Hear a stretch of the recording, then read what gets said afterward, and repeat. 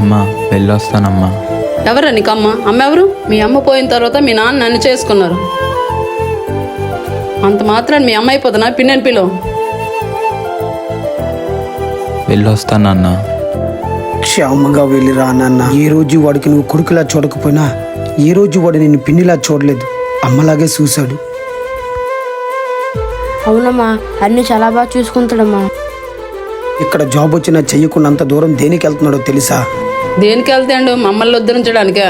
కృష్ణ, ఇక్కడ జాబ్ వచ్చింది కదా, ఎందుకు చెన్నై వెళ్ళిపోతున్నావు? ఇక్కడ 20,000 ఇస్తా అన్నారా, ఇంట్రెంట్లకి ఖర్చులకే సరిపోతాయిరా. తమ్ముడికి బాగా చదివించాలంటే నేను చెన్నై వెళ్ళి జాబ్ చేయక తప్పదురా.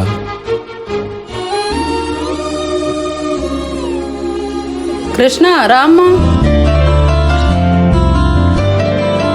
ఈ రోజు నేను నువ్వే నా పెద్ద కొడుకు నాన్న. ఈ అమ్మన్నదని మర్చిపోకు. సరేనమ్మా వెళ్ళొస్తాను. క్షేమంగా వెళ్ళి రా నాన్న.